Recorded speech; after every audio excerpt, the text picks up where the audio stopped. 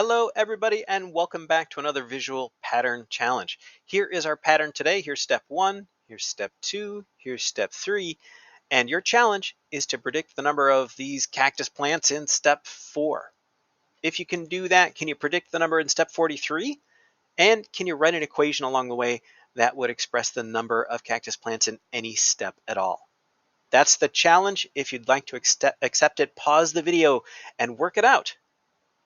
All right, well, it looks like a lot of cactuses or cacti just off the bat, and I noticed they're in rectangles, and that might lead you to believe that this is a quadratic, right? Because length times width, which give you a squared value.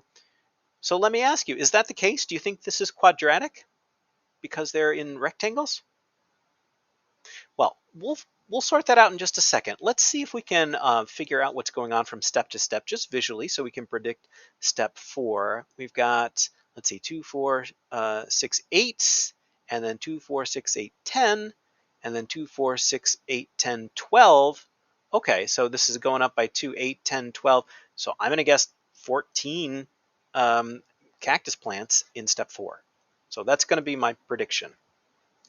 Now let's go ahead and analyze those numbers for each step. So we'll have the step and the number of cacti. So in step 1, we've got 8. In step 2, we've got 10. In step 3, we've got 12. And in step 4, we're predicting 14. And then to analyze our numbers, we take the difference between each step. 10 minus 8 is 2. 12 minus 10 is 2, and 14 minus 12 is 2. This is telling us how much it's growing between each step, and if it's a constant, then the same number, that is, in this case, it's the constant 2, then we know it's just a linear pattern. So even though these are arranged in rectangles, it doesn't make the rate of growth a quadratic. So don't be confused by the shape. It's how much it grows that makes it a linear or a quadratic. And this pattern grows at a constant rate from step to step. Just add 2 each time. So we can use this equation for a line to model this. And this rate of change, this difference between each step, is going to fill in for our slope. So this is going to be y equals 2x. And then this plus b, well, that will be whatever we have to add to make it work out with the numbers here. So let's try this. Y equals 2 times, and the x stands for the step number. So plug in 1 here in step 1. And 2 times 1 would just be 2. So it would account for that many, and I have this many left over. So I'd have to add 6 to make that work out.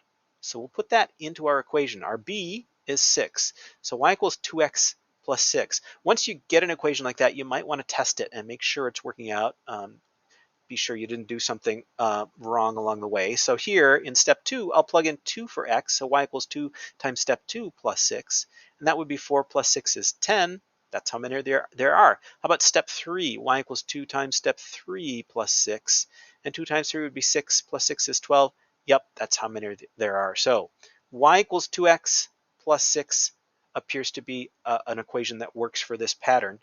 Now, to find the number in step 43, we're just going to plug 43 in for x. So y equals 2 times 43 plus 6.